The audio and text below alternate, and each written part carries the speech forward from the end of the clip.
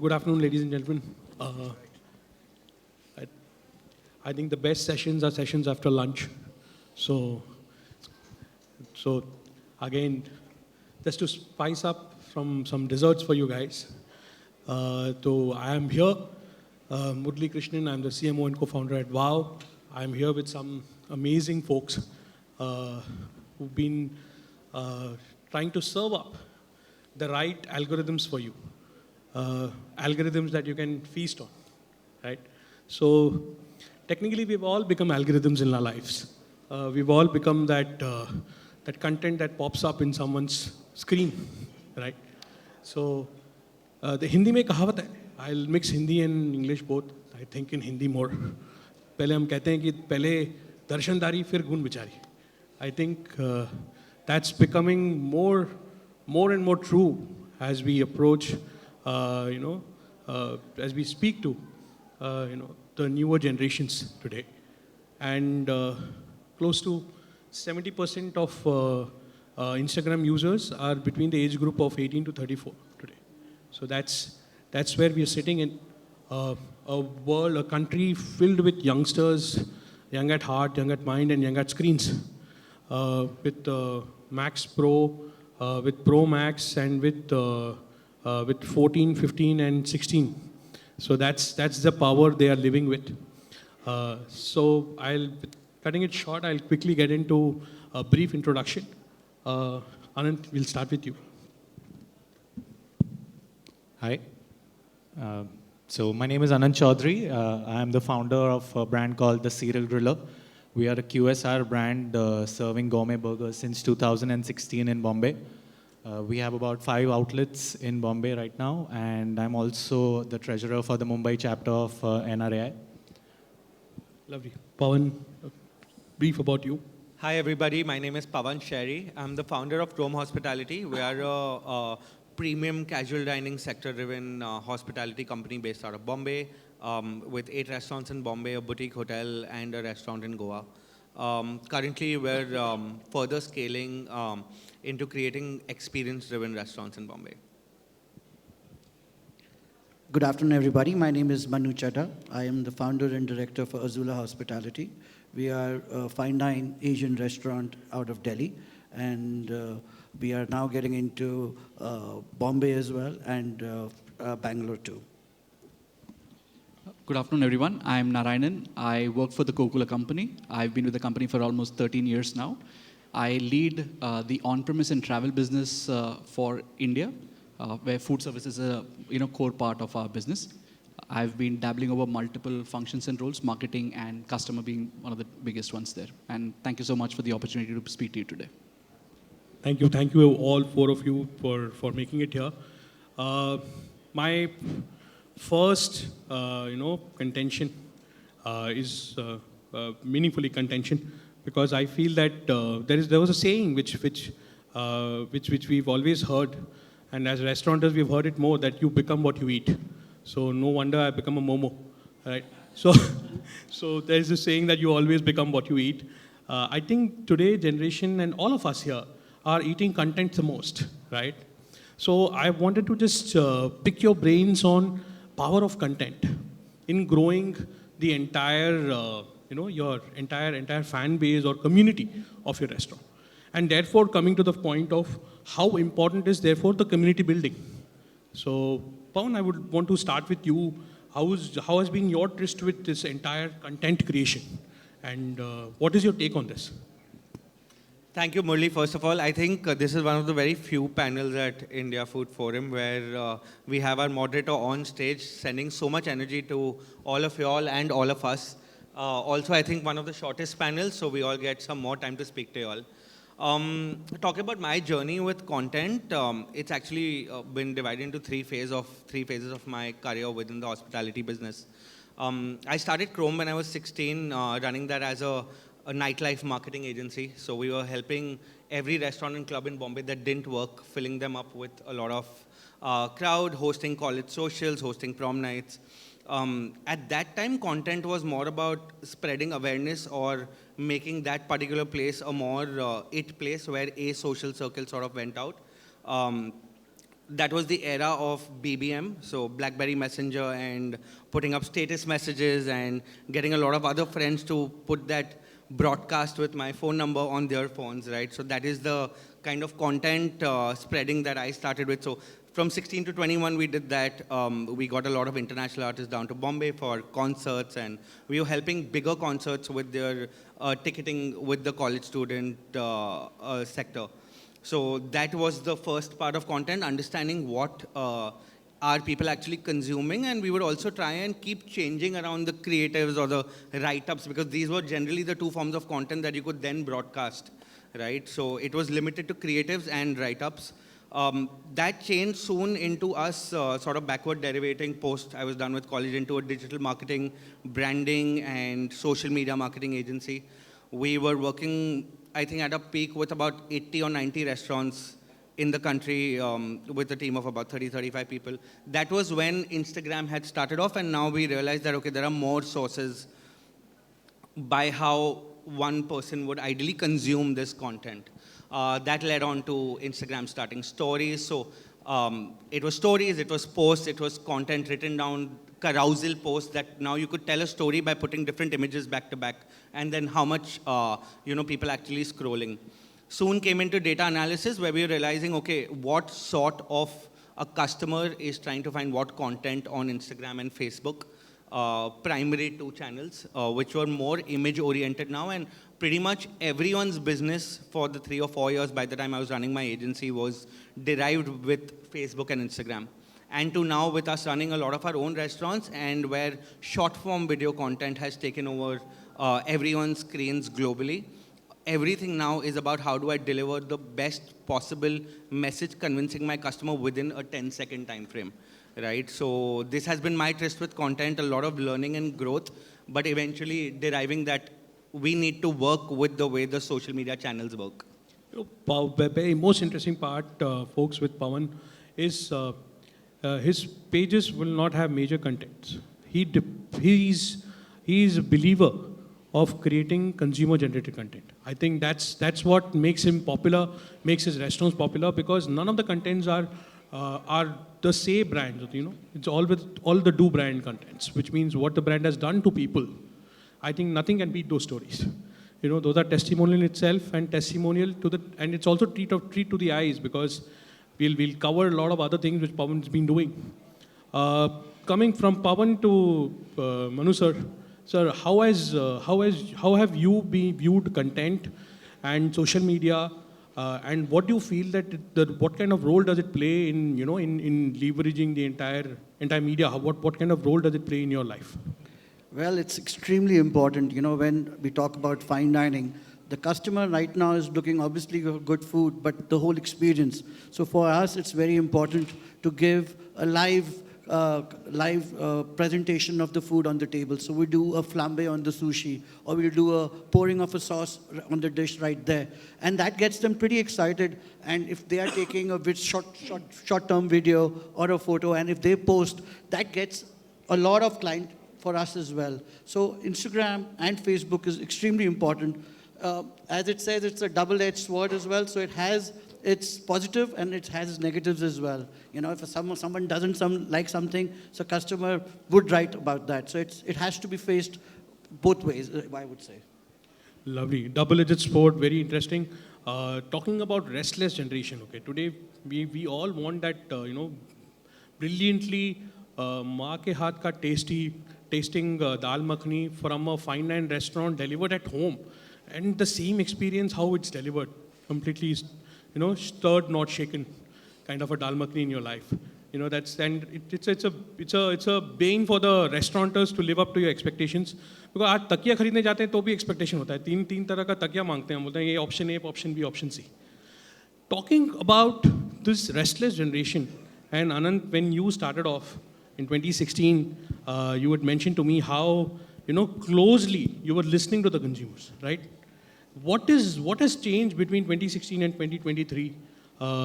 And has the restlessness changed, evolved, or resolved? That's actually a very interesting question, Murali, because so back in 2016, right, the landscape was very different. you probably had like 10 content creators, or you had like 5 influencers back then who actually were, doing something that made a difference.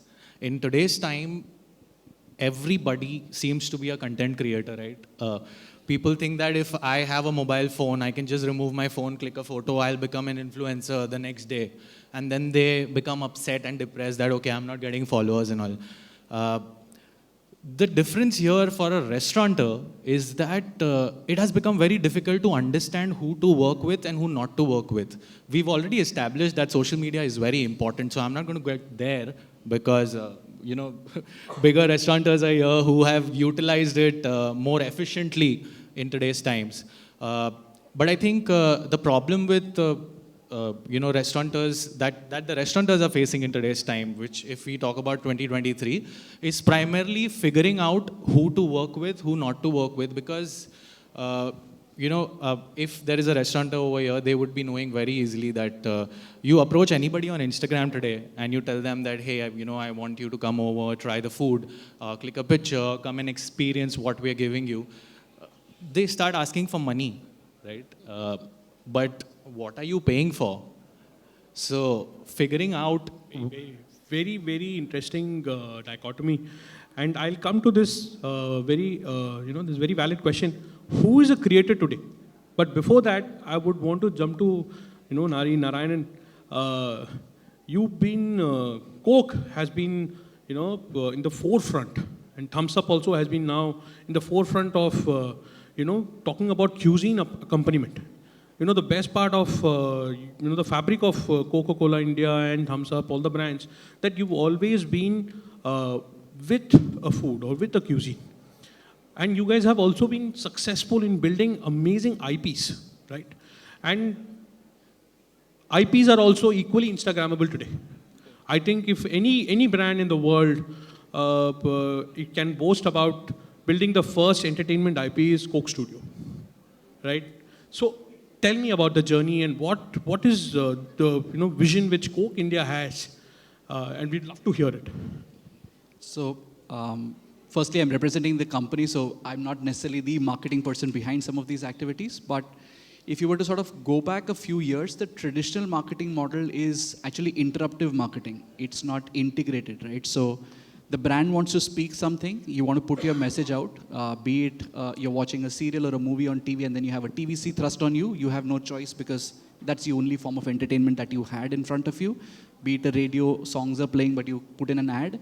And to a certain extent, you're forcing down your message down consumers' throats, right? That obviously over the years has changed significantly. Now the consumer has the choice in their hands, and the manner in which you reach out to these consumers are not your traditional TVC, your radio ads anymore, and it's probably better that you're doing sharper communication targeting to few consumers, but the power is in the hand of the consumer to whether they want to listen to you or not. And therefore you no longer can be interruptive because it's a matter of a few seconds that you'd be swiped next to. And therefore it sort of puts that much additional onus on the brand to sort of build content that's more relatable and interesting and leaving an experience with that consumer in their mind so that they engage with you in the manner in which you expect them to.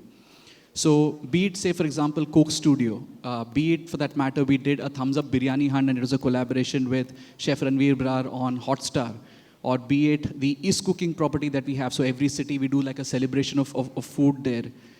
And the larger meals campaign that we run in terms of how do we talk about, the brilliant food that each of you guys serve and how sort of Coke gets added to it. Each of these are not the traditional run-of-the-mill content pieces that you would push as a TVC content, because those days are no longer, the same that you have right now in terms of how your consumers behave. So to the example that Murali picked up about Coke Studio is a property which is now gaining extreme high amount of loyalty and interest in the minds of a lot of consumers, largely teens and young adults. They use that as their everyday uplift or a recharge kind of a moment when they're coming back from colleges or they're hanging out with friends and they want to hear really good quality music. They pick up our Coke Studio as a platform. But how that becomes relevant in the occasion of meals, because Coca-Cola globally and increasingly now in India is one of the most consumed brands of beverages with food and not standalone as traditionally as it might have been in India. And therefore, it becomes important that you link these IPs and these programs back to the occasion of consumption with food. And the entire is cooking platform that we have, which is pretty much Coca-Cola is, sort of bringing Delhi is cooking, Chandigarh is cooking, or Bangalore and Calcutta, where we've done this in the past.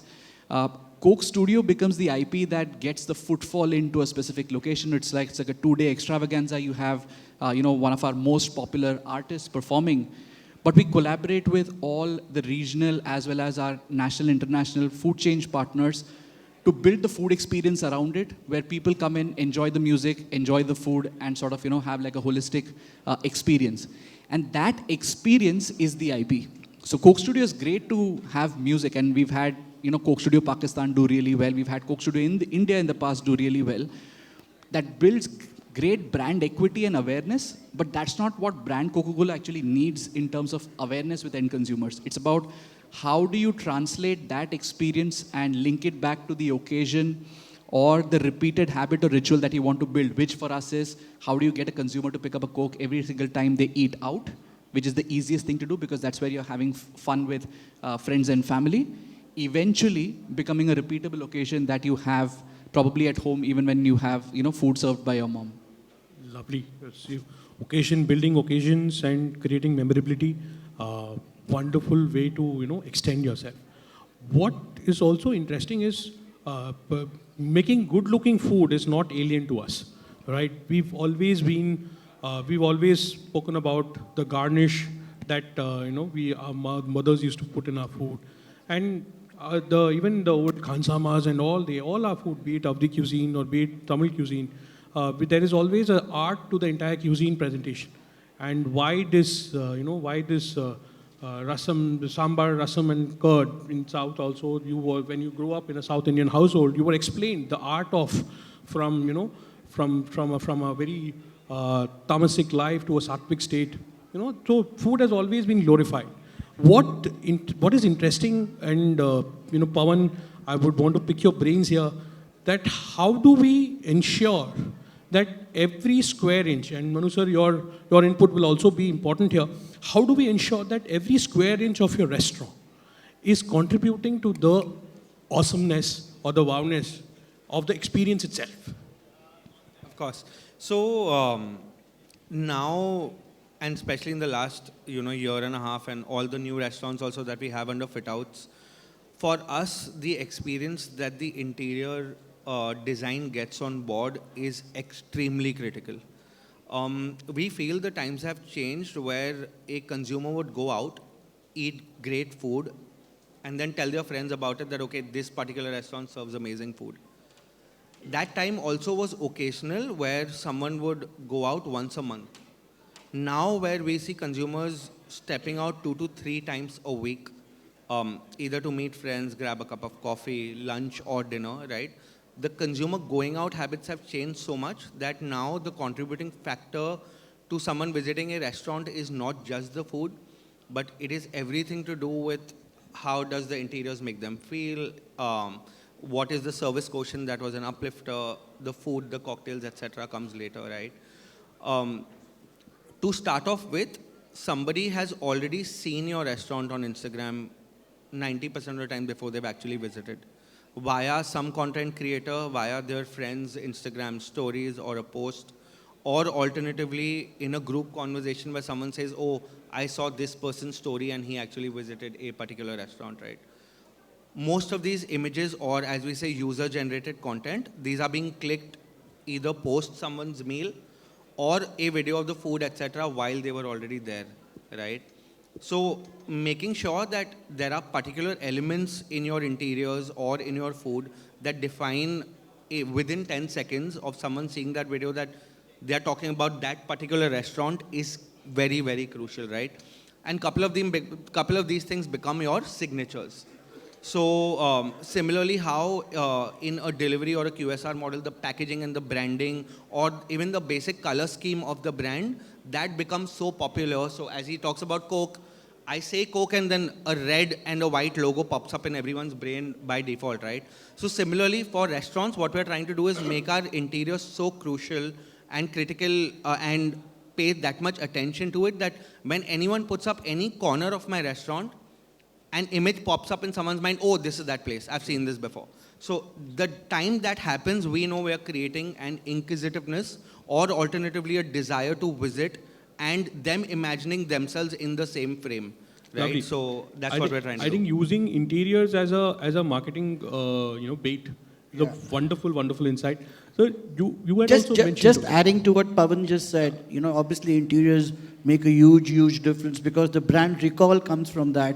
But today, for fine dining, the X factor has become extremely important. Apart from the food, what is the X factor that you're giving the customer? What is the kind of entertainment you're giving the customer? There is so much now happening from fire acts, from trapeze, from different kind of live music. So now the customer is also becoming extremely demanding. When he's paying that money, he wants the vibe. Full dollar vasuli chahiye usko. Also, sir, you spoke about packaging backstage when we were discussing.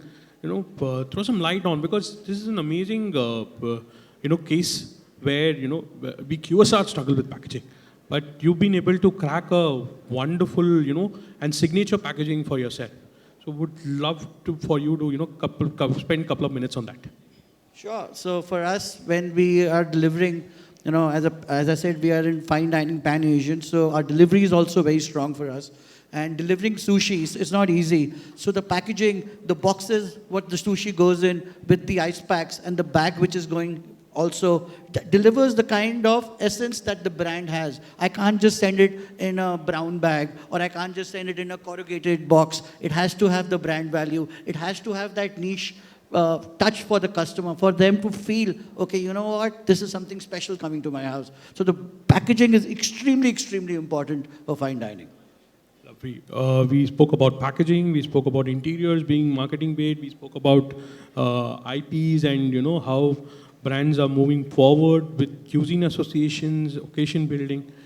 Coming back to the very interesting question where I left Anant with. Anant, who is a creator in your mind today? And we were also discussing this, that there's the line between a blogger, a food connoisseur, or a food influencer, lifestyle influencer. Everything is now getting blurred. Everybody is getting into everywhere, and typically now everyone's becoming Ori, right? So I just want to check who is a creator today. So, Murali, I think if we it won't be fair on our part to actually differentiate between a creator because I feel everybody who's using their mobile phones today is actually a creator. What differentiates them is whether they are successful or not. So, I think from a restaurateur point of view, the first and most important thing you should see is the kind of reach the influencer is actually giving you, because eventually anything and everything that we do on Instagram, whether we, since this topic is on phone eats first, the idea is that whatever experience, product, packaging, anything that you're delivering to a customer, it has to be, clickable. If it's clickable, the customer is genuinely going to remove his phone, click, and that leads to user-generated content, right? So the target is basically you want users to generate content for you, and that content is what their followers, their users are going to view on their phone. And that leads to a very important term on Instagram that we call as trending, right? So I think if you ask me who is a creator, I'd say everyone's a creator. But not everybody is or has the capacity to create trending content. So it comes from primarily the thought process that a person brings to the table, how they portray your brand, how they are filming you. So say, for example, I'm selling gourmet burgers. I don't really have, a store that is more experiential. For us, the product speaks. So for us, anything that a customer, whenever we call an influencer or we have anybody who is helping us create content on Instagram, it has to be relatable or it has to be something that creates the need or the requirement that, okay, I want to eat this product right now. Absolutely. Manu, so what parameters do you choose? Do you see before you choose whether you want to get this blogger to come and write on your brand or not? So, as a restaurateur, we have to be super aware of who we are getting as a creator. So now Instagram, actually, you have people who have 100,000 followers, you'll have 200,000 followers, and then they'll create something for us. And when it goes live, you hardly have any likes. So all those followers are bought. So you need to be very aware of who are you getting into, and you need to actually check their Instagram page. Are these followers really our followers, or are they just bot followers? For So that's everyone, very, I very use a important. platform called Not Just Analytics that helps you a lot. Not selling that, but we use that. We've subscribed to that. SEMrush and Not Just Analytics. It gives you exactly the ER rate. Murali, if you don't mind, I'll just butt in here. I feel that the era of deciding what creator works or what creator doesn't work is over, right? What we all need to sort of understand is what is the kind of content a consumer wants to consume, correct? And that is where the game is. It is even somebody with 1 million followers, which are all organic, can completely tank for your brand if his followers don't want to see what you're trying to show them, right?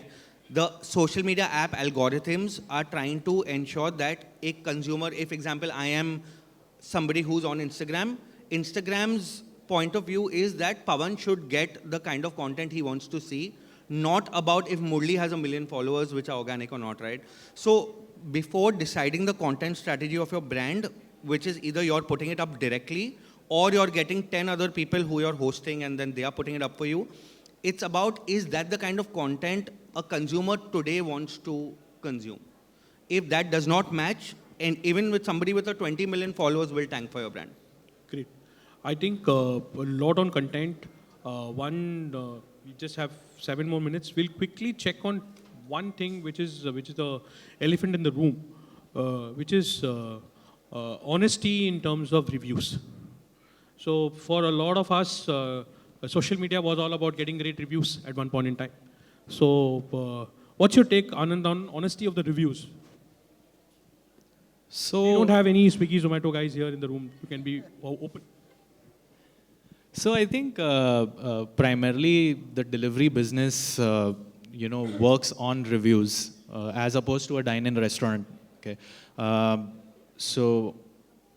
think it's pretty sorted now as opposed to earlier. Because nowadays, Zomato, for example, has this system where once a customer places an order with you, and whatever the experience is, good or bad, they can place a rating 1 star, 2 star, 5 star, whatever it is. That shows up as a verified review on your page. That contributes, and apparently they claim that it contributes much heavier towards your rating system. And versus you getting a review written, but just by someone going in the... I just showed you guys a time traveler in my profile. Yeah. So just There's a adding, time traveler whom I know, whose name is Ayush Bakha. He's been to Patna, Pune, and Faridabad the same day, and given 3 negative reviews to 3 different restaurants. So verified, unverified, definitely there. But then, so your take on... just adding to that, so if you have a grunted staff, okay, they know that they can go to Zomato and start writing about you, get their family to write, get their friends to write, and it really hurts. You report to Zomato, Zomato doesn't do anything about it. So yes, you need those reviews, but one needs to be very careful about it as well. No, I think there are companies now that are set up, Absolutely. primarily to just get good or bad reviews written, right? So, in fact, coming from your example, I too have an example where I remember, so for my brand, there was this customer who placed an order. I could see the review that he wrote a review for us 2 hours ago, and the review said that very spicy burger got jalapenos. Although he ordered a burger that did not have jalapenos, but anyway. And the same 2 hours ago, he ordered from a different burger brand, and the review was a copy-paste. So in 2 hours, he exactly ordered 2 burgers from 2 burger brands, and his review and the feedback is the same. I think review, obviously, social media, as much as it's empowered, consumers, it's also not given them a lot of license to. And I think somewhere battling between being customer is a king and, and the second emotion which we go through is that, what the customer is a bane. So we are somewhere pendulating between. One thing that stands out is any piece of content, right, that goes on the World Wide Web. How do we create a mechanism to track it? That is number one. And B, are we ready with a crisis situation? Are we ready to counter a crisis situation? I'll pick Nari's brain on this because you will give us an outsider view too, and also what you've been seeing from a partner from the brands, restaurant brands. So a very interesting question because I've not really spent a lot of time thinking as an outsider, but more as a brand, right? So what becomes extremely critical and important is any brand, be it selling burgers or beverages or detergent, right, has a voice. And that voice needs to be authentic, relatable, and adding value to that consumer or something that they want to consume. It's an ideal world where everyone will love you. It's not going to happen. You hope that the number of people who love you are more than the number of people who don't. And there's going to be a subsection of people who don't like you at all or probably hate you, but you got to live with that. But the larger point is, how do you ensure that the voice that you are and the things that you stand for are more, in the case of, say, a brand like Coca-Cola, a lot more universal than divisive, right? You stand for certain values and beliefs, and how do you sort of stick to that? So obviously, what we do as a brand is we genuinely put our heart out and we wear it on our sleeve and we talk about things the way we believe and we see them to be. But yes, when you are a multinational corporation operating over 206, 207 countries, more than even what UN recognizes, you realize that there will be pockets of people who probably don't like you as much as some of the others who do. We obviously have like a very evolved social listening center reaction room of sorts where we have our eyes, ears always open to the social media in terms of what the consumers are talking about, not just us, but our partners as well, right? The product experience that, say, a glass of Coca-Cola gives in a restaurant is as equally important as a bottle of PET or a can that you buy in a next-door grocery store, because at the end of the day, the name on the bottle or the name on the packaging that they're picking up is Coca-Cola. And therefore, we take consumer feedback very seriously. We do not look at some people being problem creators and some people being genuine. We believe that every consumer has a voice and they should voice out the concerns that they have.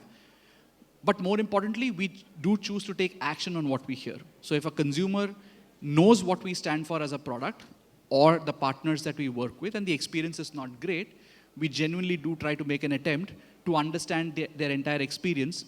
Because we operate at such scale, sometimes finding a problem or a challenge at one part actually enables us to be a much better experience across most other touch points, because somebody else might or might not have been able to sort of voice the same concern or point that they may have. So we take every voice very seriously. We have obviously now a lot more organized, centralized structures which are multi-country in nature. Earlier it would be people looking at very specific countries. You would have reasonably sized teams. But thanks to a lot of technology, this becomes a lot more easier. And yes, over a period of time, you do understand that who exactly is giving you constructive feedback so that you choose and actively work behind it. And there are others that you can't please, and you sort of reconcile to sort of work with that as well. Great.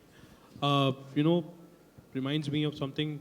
When I was a student in advertising, we were always taught that a brand is only a brand when it has the power to be forgiven by the consumer. So do you think, sir, consumers are forgiving today? Very, very tricky question. So the F&B industry is a very ruthless industry. So, the consumer here would, once, if they don't like it, they don't hesitate to voice their opinion. So I can't really answer that question. But with the same time, if there is a history of a brand, they are ready to give you another chance. Pawan, your experience. Consumers forgiving or not? I think they are forgiving, provided the communication to them for an experience that they might have not liked is done in a certain manner. Right? If you feel that it's a robotic reply that you get, then you know the brand doesn't care. So you have to keep it real, right? Yeah, you have to keep it real. Superb. Anant, I rapid think fire. I think it's absolutely about how you handle the situation. I think even the worst or the most angriest customer at your restaurant, he can probably find an insect in your food, right? But as long as you know how to handle that customer and make him feel great again about it, every customer is forgiving. Lovely. Time's up.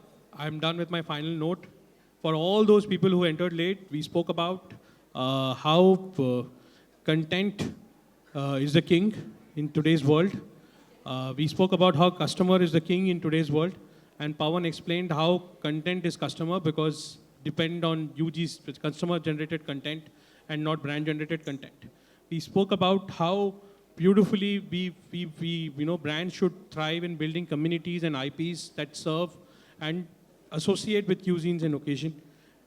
Sir told us about how beautifully we should leverage the strength of packaging when you are in fine dine. There will always be a debate of the right review, the negative reviews, the good reviews, the honest reviews. But the only thing that cannot be debatable is the reply has to be absolutely honest, right? And absolutely real. So summing up today's evening, guys, thank you for being such a wonderful audience, not asking us too many questions, in fact, not giving you a room. And thank you, sirs.